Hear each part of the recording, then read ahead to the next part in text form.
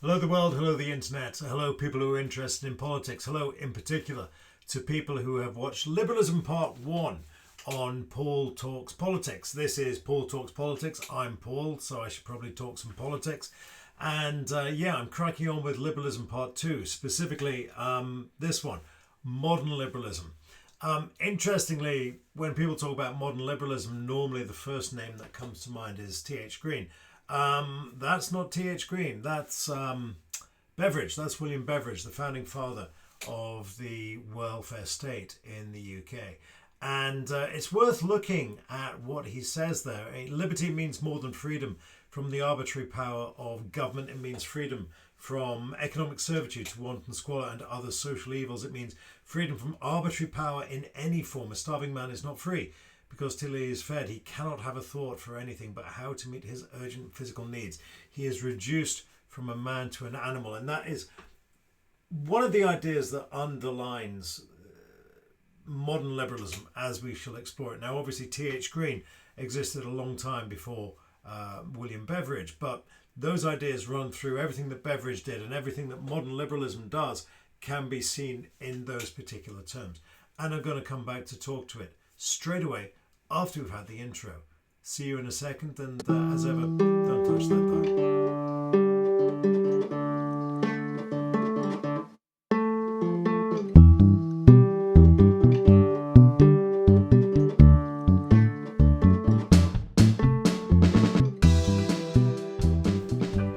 So yeah, that was Beveridge, and worth spending some time with him, I think. Anyway, we're going to crack back on, and once again we're going to look at that general structure that I introduced in the last lecture, and we're looking at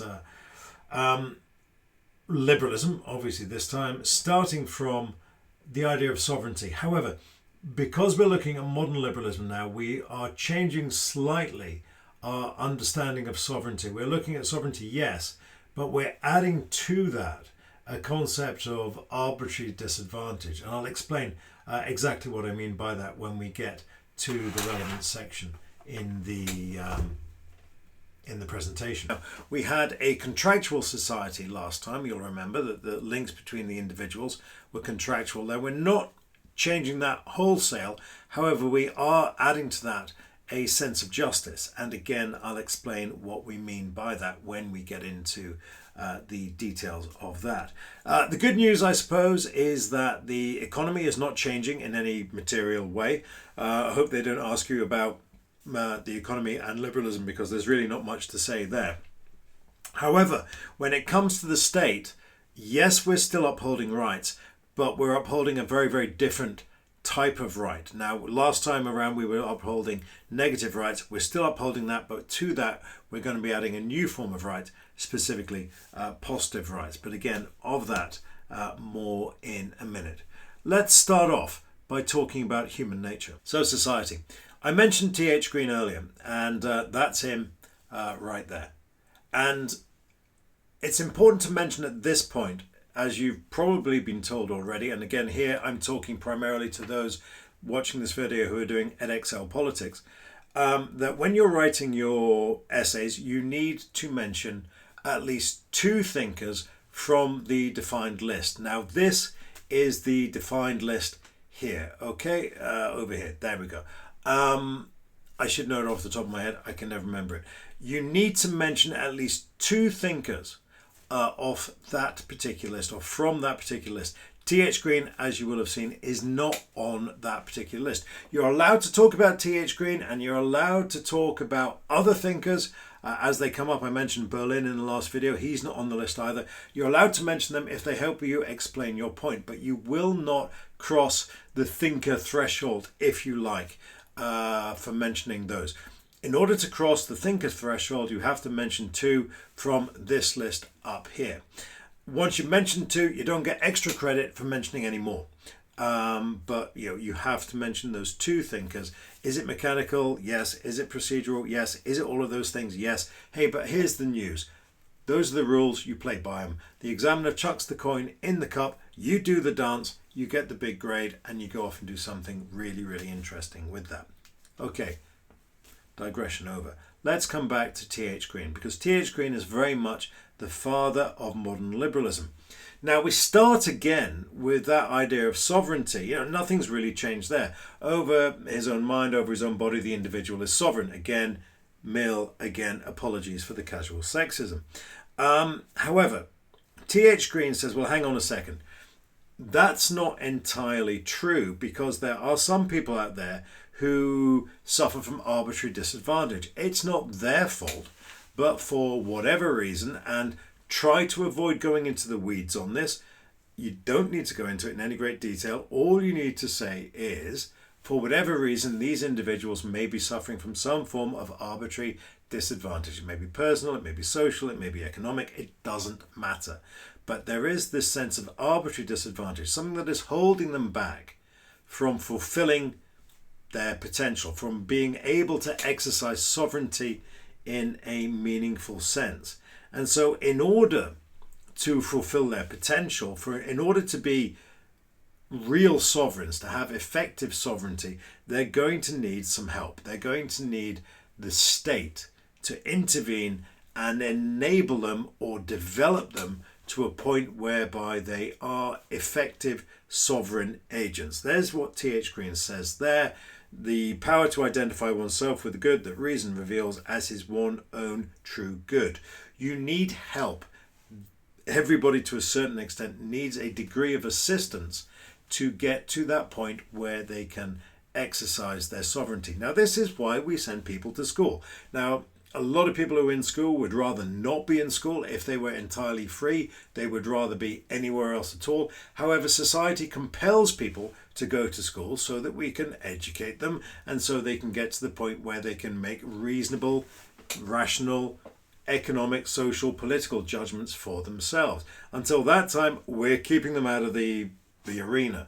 Once they're ready to go into the arena, we will release them. But to that point, we are going to train them. We're going to educate them. We're going to develop them to the point where they are reasonable, economic, social, and rational agents capable of making reasonable, sovereign decisions by themselves.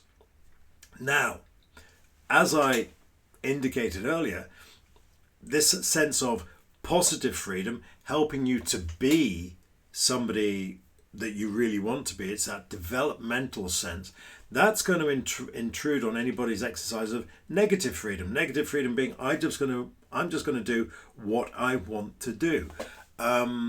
Now, okay, you might want to think that your idea of fulfillment is not going to school and running around the fields. However, we know better than you, and so we're going to drag you into school and we're going to educate you, and at the end of that process you will be grateful because you will be an effective, autonomous, sovereign agent. I will link off to a wonderful discussion up here from Isaiah Berlin, where he rips into that in a big way. He came up with the idea of those two concepts of liberty, and the reason why he did that was because he thought positive freedom was a very, very dangerous thing indeed. However, T.H. Green here is saying that we need that degree of positive freedom to make sure that everybody is in a position to exercise sovereignty, that everybody is a sensible, autonomous agent, that we can release them under their own supervision so they can then follow their own path to self-fulfillment. Getting you on that path to self-fulfillment will entail, to a certain extent, the state intruding on your negative freedom. However, the object is that we will release you and you will be able to fulfill your hopes, wants, needs and desires once that is the state, has developed or enabled you to a certain point. I feel like I've said that about as many times as I possibly could, so I'm going to stop there. We'll move on to the next slide, and hopefully we'll all be in a good place and we'll understand the difference between negative freedom and positive freedom. Negative freedom, I'm going to do my own thing. Positive freedom, the state is going to develop you to a point where you will understand better what your real hopes, wants, needs and desires are, and give you the means to achieve them. Whew. You should really watch that Berlin thing. It's crazy. So, our idea of what an individual is has evolved slightly. Rather than seeing the individual as a fully formed autonomous individual, we recognize the individual as having the capacity, essentially, for autonomy. They're still sovereign, as in traditional conservatism. However, we've introduced the idea of arbitrary disadvantage. And so not everybody has the same capacity to exercise autonomy. And that means that society, or rather that this contractual arrangement that we've got, may actually work to the disadvantage of some of its members. And this is where this gentleman here and this book here come in. This is John Rawls, and in his theory of justice, he argued that what the rational individual would want is a just society.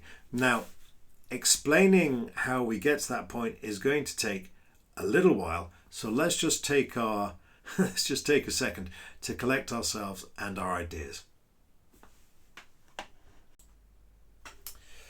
Okay, let's see how we get on with this. So we're trying to create a society that compensates for arbitrary disadvantage. So at the same time, we don't want to reward arbitrary advantage because we don't know how the cards, if you like, are going to fall. So let's have a look at a card game. All right, we're going to play a very, very simple card game, and it's basically the highest card wins. So we've dealt 3 cards across 2 players. Every player has arranged those cards into the highest order, and so this is what our hand looks like. And it's not that great. Who knows how it's actually going to play out? Well, let's find out. So we lay our queen, the opposition lays the king. We lose. We lay our 6, the opposition lays a 7. This really isn't looking very good. And so we lay a 5 and the opposition lays a 2. So we win 1 of those tricks. We win 1, the other chap wins 2. And, so it goes. That's nobody's fault. That's just the rub of the green. But what if we could tilt the game to our advantage? What if we could say that, okay, the highest card always wins, but you can play a trump. That is to say, one suit will beat all other suits. And if we do that, then obviously we're going to say, right, we are going to pick clubs as trumps. So here we go. We lay a queen, the opposition lays a king, we lose that. Now we've got a 6, the opposition lays a 7, but we've said that clubs are trumps. And so 6 is going to beat the 7 because that's what trumps do. And then we've got another trump, so that's always going to win because we know that's going to be higher than his next card. So we have now won 2 out of the possible 3 hands because we were able to tip the game in our advantage. Now the thing is, if we're going to do that, then obviously if the opposition had the same choice, they would pick diamonds as trumps and they would win all 3 hands. So how is that fair? How can we have a situation, or how can we have a society that allows people to gain from arbitrary disadvantage or to lose from arbitrary disadvantage? Well, the answer Rawls argued was that we have to set the rules of society as from behind a veil of ignorance. Now, I don't know if that card metaphor helped in any way, shape or form, but perhaps this will. I was reading somewhere recently where somebody said that anyone in my position, that is any white heterosexual male, is basically playing life on the easiest setting. So if you were to create a game of life and you were white, male and heterosexual, then you would tip all of the odds in our advantage, and that's kind of where we are, to be brutally honest. So Rawls would look at that and he would say, well look, if you're going to design a society that's going to work fairly, then the self-interested position is to organize that society as from a veil of ignorance. You don't know how the cards are going to fall. You don't know if you're going to be born male, or if you're going to be born white, or if you're going to be born heterosexual, or if you're going to be something else. If you don't know how those odds are going to fall out, then you're going to create a society that is fair, that doesn't prioritize white people, that doesn't prioritize heterosexual people, that doesn't prioritize men over women, because, where's the justice in that? So what the Liberals are trying to do here, what Rawls is trying to do, is to create a fair society, but a fair society that is driven fundamentally from self-interest. If you don't know where the advantage is going to fall, then you would obviously try to create a situation where there is no advantage, where no one is going to gain arbitrarily or lose arbitrarily. So the Liberals are trying to create a just society. But in creating that just society is based entirely upon rational self-interest, not empathy. And here is the big distinction between liberals, modern liberals like Rawls, who want a just society, and a socialist like Blair, who was arguing for social justice, but from a position not of selfishness, but rather from a position of empathy, that everybody who is in this society would want to see everybody prospering to the same extent. You wouldn't want to see people excluded from that society, because Blair was a socialist and he wanted to create an empathetic collective whereby you wouldn't, as a collective drawn together by empathy, you wouldn't want to see people on the outside of that particular entity or conglomeration or community. So Blair, third way, socialism, empathetic collective, everybody is born together by collective enterprise. If you see somebody outside of that, you're somehow diminished by that. That is the socialist version, certainly the third way socialist version of a just society. Modern liberals, you're looking at essentially the same sort of thing, but it's being driven from a position of self-interest. If you don't know if you're going to be born on the inside or the outside, you're going to try to create a system that has no arbitrary advantage or disadvantage. It's a complicated idea, but essentially what the Liberals are saying is we can have a society where we can go in and help people, but we're not doing it out of communitarian urges or empathetic impulse or anything to do with our fellow human. This is just what the rational individual would be doing if they were trying to create a society that allowed everybody to fulfill their chosen goals. We're looking to build autonomous individuals. The only way we're going to do that, the only way everybody is going to be allowed to achieve that level of autonomy, that level of agency, is by creating a society where everybody can be elevated to the point where they can make those reasonable decisions. So we're still looking at a contractual society, but there's an added element of justice there, that everybody's in a position to make those contracts and to fulfill those contracts and to flourish as individuals. Critically, the difference between this just society and the just society of the third way, and indeed of any other socialist movement, is that socialism is driven by that sense of collective endeavour, of empathetic collectivism, whereas the rational liberals are saying, look, there's no empathy involved. It's just you don't know where you're going to be on this particular spectrum. So what you want is a situation whereby no particular end of this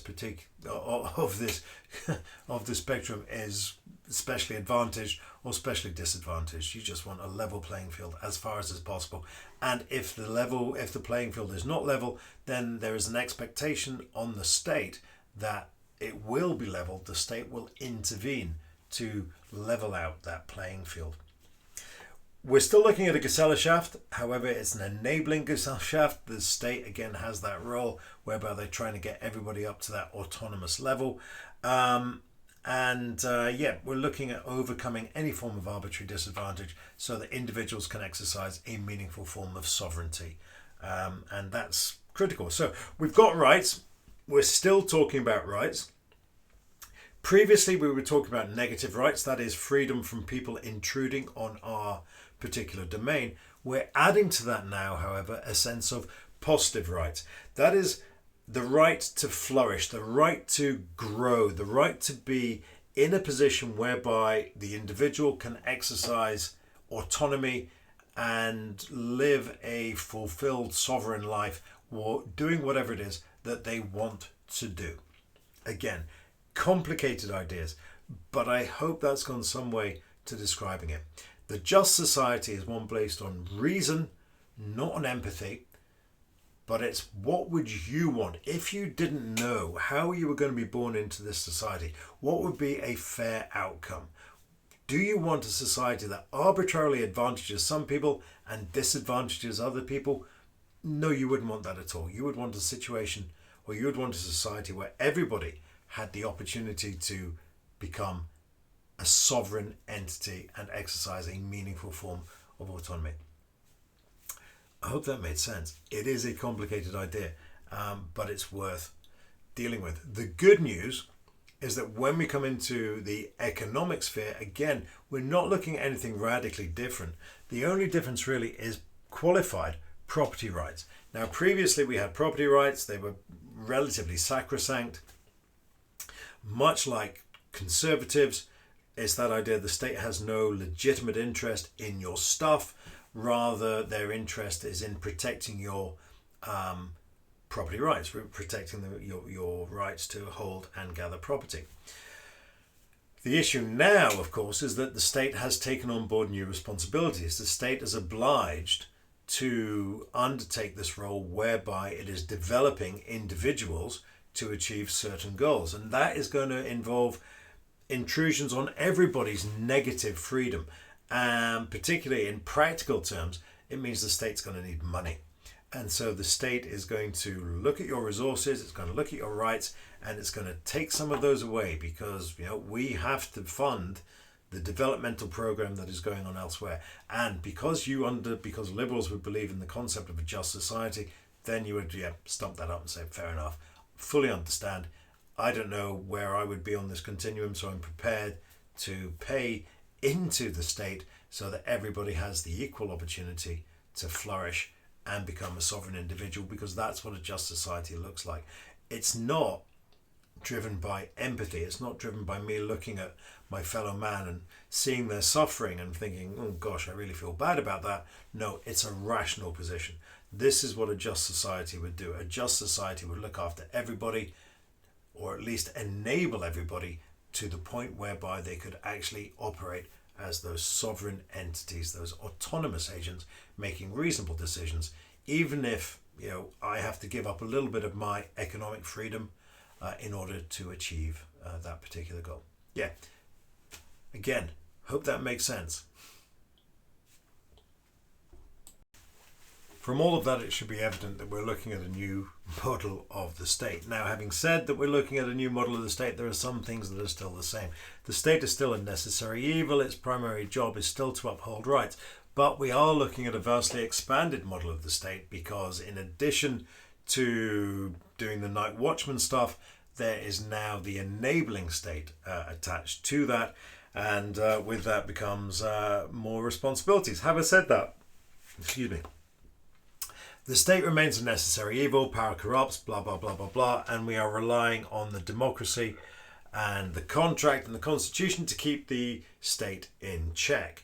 The state's job is still to uphold rights, and we've still got those negative rights. No freedom for the wolves, is still death for the sheep. However, we have now attached to that that sense of positive rights, the expectation that is on the state that it will develop or enable individuals to achieve that self-realization potential.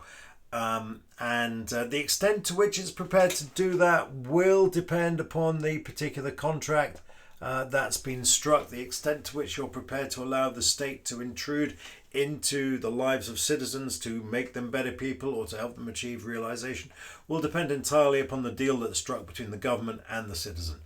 Where that line is drawn is going to depend entirely on the nature of this contract, the governmental contract, the mandate, all of this sort of stuff. But critically, the state has now two jobs. First of all, protecting negative rights, stopping people from interfering with your stuff, but then also getting involved in people's lives to enable them to become the people that they fundamentally want to be. And so that is the expanded role. And that is going to have consequences all the way around. You know, it's going to have consequences on economic rights. It's going to have consequences on people's ability to save money, because the state is going to come and it's going to take that money and it's going to spend it on the enabling process. You know, and it's also going to intrude upon those individuals themselves who are not in a position to achieve self-realization. We're going to force the kids to go to school. You know, they might very well want to run around in the field, but no, we're going to march them into classrooms and we're going to educate them and hope that they thank us for it later. So whether you're a recipient of this state aid or whether you're an enabler of the state aid, the state is intruding on your negative freedom. It's telling you, no, I'm sorry, I'm going to have some of that cash, or no, I'm not going to let you run around the field. I'm going to frog march you into a school and I'm going to educate you. And again, you will thank me for it later. So, necessary evil, we're still upholding rights, but we do have this expanded role for the state. And it's expanding into the economic zone and it's expanding into the social zone. And that's it. Gosh, we seem to have covered an awful lot of ground. I'm going to link off to this one in the end. This is Mark Steele Lectures. If you don't know about the Mark Steele Lectures, you definitely should. This is going to be his lecture on Thomas Paine, and do go and watch it. It's A, very, very funny, and B, very, very helpful. But there we go. I'll leave it at that. I hope you enjoyed the video. If you did, like and subscribe. Tell your friends. If you didn't, let me know. I'm big enough to roll with the punches, and I'll see you for the next video, whatever that might be. Give me a steer, and I'll see you in there. Okay.